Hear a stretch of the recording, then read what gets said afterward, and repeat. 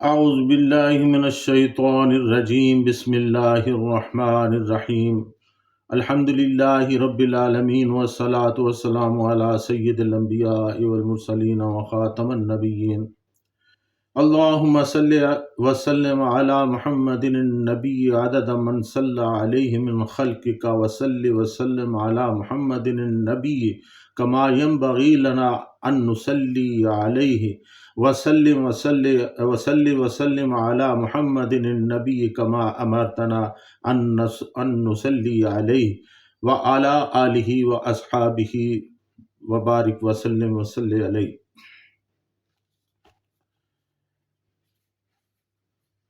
معزز ناظرین، السلام علیکم ورحمۃ اللہ وبرکاتہ۔ جاذب پبلیکیشنز میں خوش آمدید۔ میں محمد سعید جاذب آپ کی خدمت میں حاضر ہوں۔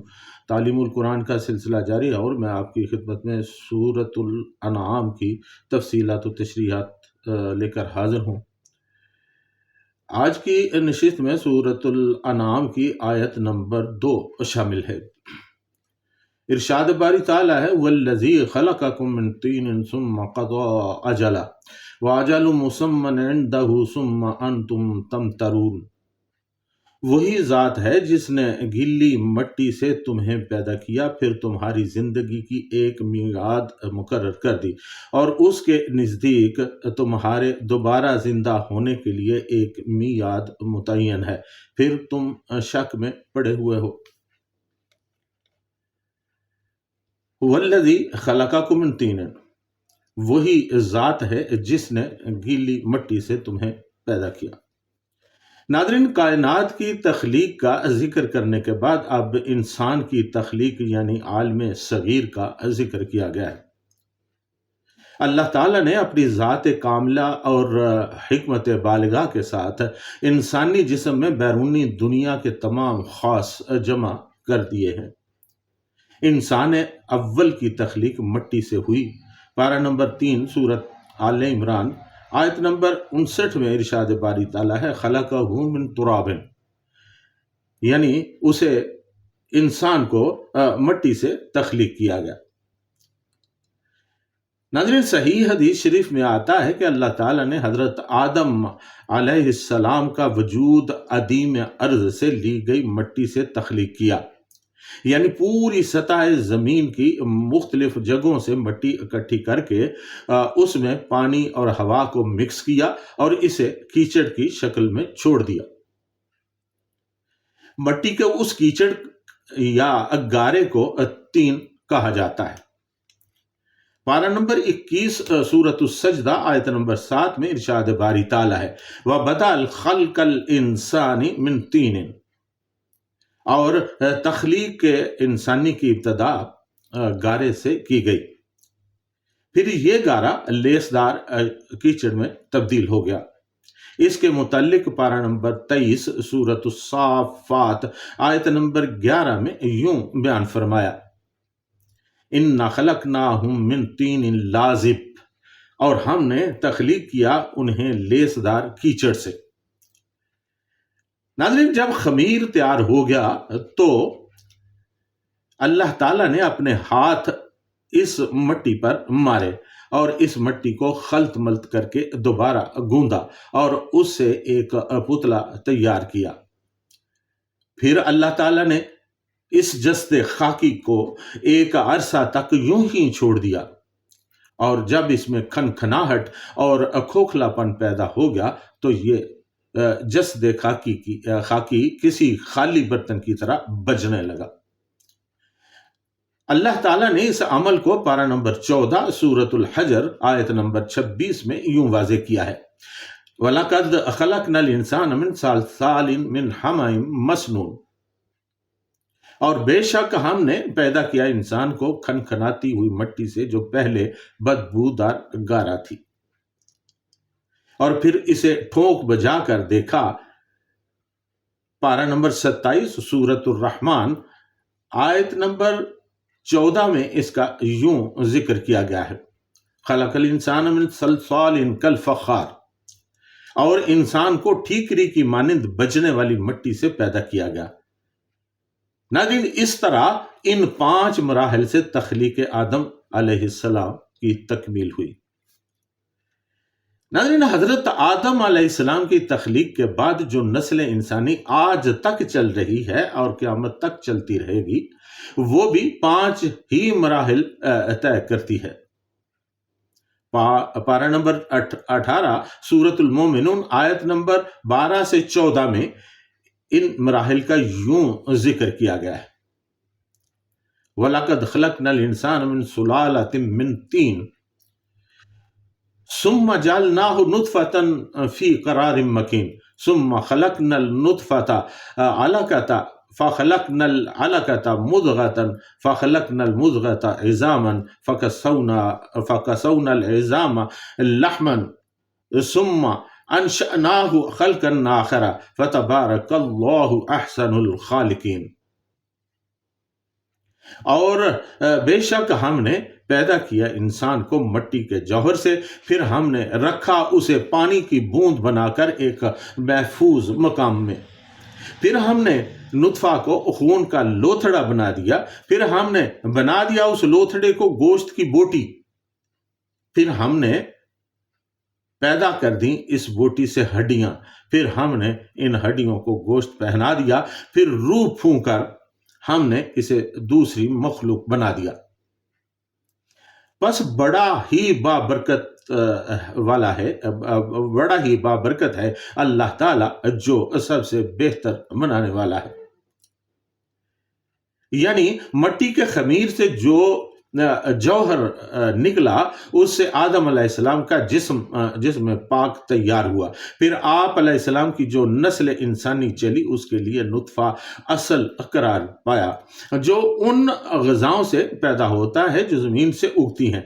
اس لیے جن سے انسانی کی تخلیق کے متعلق یہ فرمایا کہ اسے مٹی سے پیدا کیا گیا ہے، یہ پہلا مرحلہ ہے۔ پھر دوسرے مرحلہ میں اس نطفہ کو خون کے لوتھڑے میں تبدیل کر دیا گیا، پھر تیسرے مرحلہ میں اس لوتھڑے سے ہڈیاں بنائی گئیں، پھر چوتھے مرحلہ کے طور پر ان ہڈیوں کے اوپر گوشت پہنا دیا گیا، اور آخری مرحلہ میں روح پھونک کر زندہ انسان بنا دیا گیا۔ ثم قضا اجلا، پھر تمہاری زندگی کی ایک میعاد مقرر کر دی۔ یہاں اجل سے مراد انسان کی موت ہے، جسے قیامت صغریٰ بھی کہا جاتا ہے۔ اللہ تعالیٰ نے انسان کی پیدائش کے ساتھ ہی اس کی زندگی کی مدت مقرر کر دی ہے، یعنی ہر انسان کی عمر بھی مقرر کر دی گئی ہے۔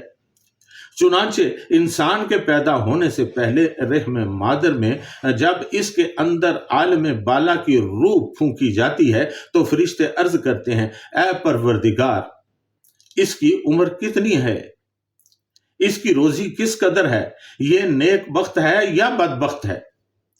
تو اللہ تعالیٰ انہیں سب کچھ بتا دیتا ہے اور فرشتے اپنے رجسٹروں میں نوٹ کر لیتے ہیں۔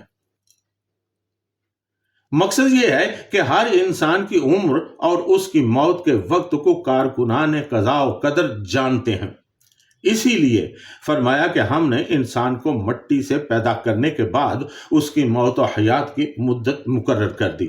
وَأَجَلٌ مُّسَمًّى عِندَهُ، اور اس کے نزدیک تمہارے دوبارہ زندہ ہونے کے لیے بھی ایک میعاد متعین ہے۔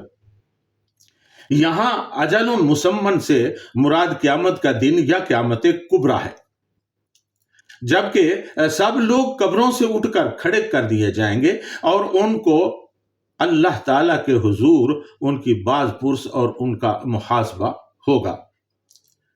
ناظرین، مولانا عبد الرحمن کیلانی رحمۃ اللہ علیہ اپنی تفسیر تفسیر القرآن میں لکھتے ہیں کہ اللہ تعالیٰ کے حضور ان کی باز پرس اور ان کا محاسبہ ہوگا۔ مولانا عبد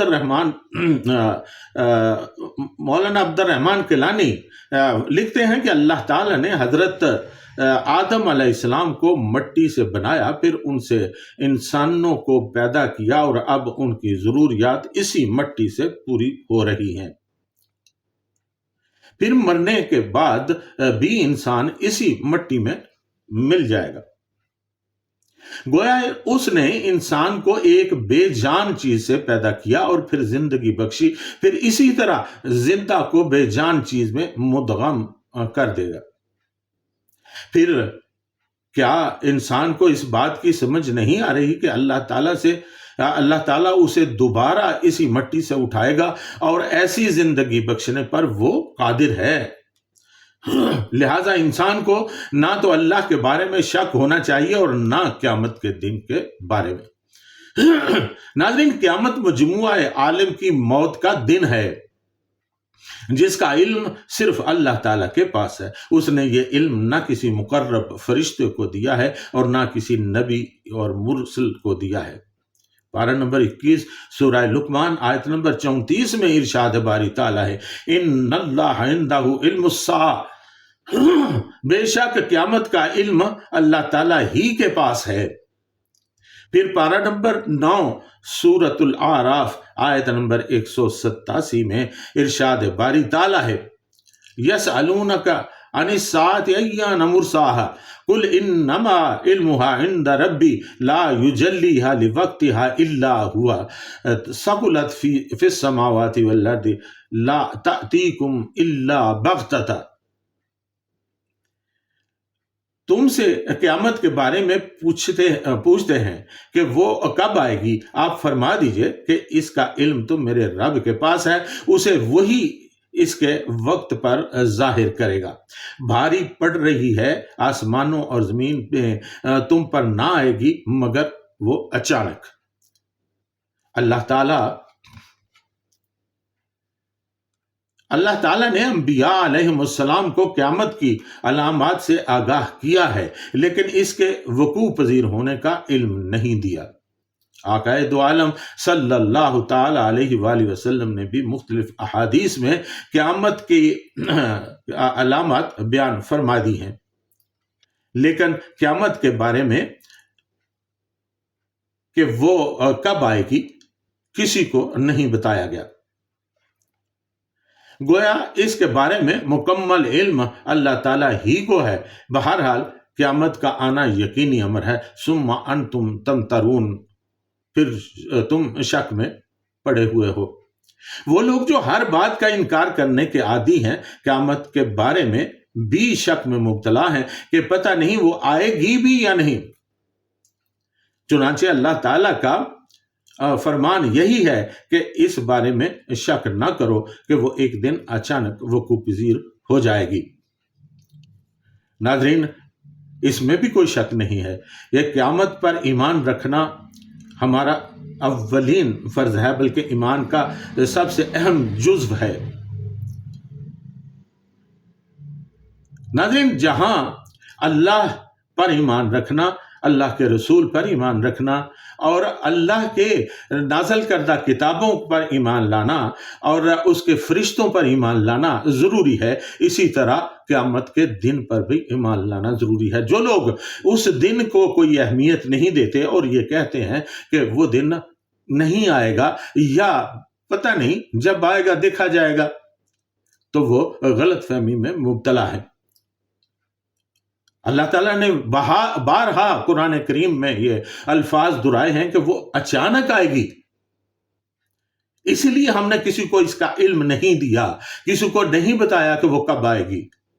وہ ایک دن اچانک آ دھمکے گی اور پھر تمہارے پاس سنبھلنے کا کوئی موقع نہیں ہوگا۔ اس سے پہلے تم سنبھل جاؤ تو اچھا ہے۔ اللہ کی باتیں مانو، اللہ تعالیٰ کے فرمان پر عمل کرو، اللہ تعالیٰ کے رسولوں کی باتوں کو مانو، ان پر عمل کرو اور صلحاء کے نقش قدم پر چلو، ان لوگوں کے نقش قدم پر چلو جن پر اللہ تعالیٰ کا انعام ہوتا ہے۔ یہی تمہارے لیے عافیت کا مقام ہے۔ ناظرین، اگر ہم نے کوتاہی کی، اس دن کی قدر نہ کی، اس دن کو ذہن میں نہ رکھا، تو یاد رکھیں کہ پھر ہمارے پاس کوئی لمحہ باقی نہیں بچے گا اور پچھتاتے ہی رہیں گے۔ اور قیامت کے دن جب اللہ تعالیٰ کے روبرو حاضر ہوں گے تو رب کریم سے یہ التجا کریں گے کہ اللہ ہمیں ایک موقع اور دے دے، ہمیں پھر سے دنیا میں بھیج، ہمیں پھر زندگی بخش، پھر ہم تیرے احکام پر اور تیرے نبیوں کے احکامات پر عمل کرتے رہیں گے۔ لیکن تب اللہ تعالیٰ فرمائے گا کہ نہیں، اب نہیں، میں نے تمہیں زندگی دی، کئی سالوں کی زندگی دی، تھوڑی دی، زیادہ دی، لیکن میں نے دی، اور اس زندگی میں تمہیں موقع دیا کہ تم اللہ تعالیٰ کے احکام اور رسولوں کے احکامات کو سمجھو اور ان پر عمل کرو، لیکن تم نے ایسا نہیں کیا۔ اب تمہارے لیے کوئی موقع نہیں ہے، اب اپنے جرموں کا حساب دیکھو، اب بھگتو اس عذاب کو جس کی میں نے نبیوں کے ذریعے تمہیں بشارت دی تھی۔ تب انسان کہے گا کہ کاش ہم اس وقت انبیاء کی باتوں کو مان لیتے، نیک لوگوں کی باتوں کو مان لیتے اور ان کی باتوں پر عمل کرتے اور اللہ تعالیٰ کے سامنے سر جھکا دیتے۔ لیکن پھر اب پچھتائے کیا ہوت جب چڑیاں چگ گئیں کھیت۔ ناظرین، اس کے ساتھ ہی آج کی نشست میں اجازت، وما علینا الا البلاغ المبین۔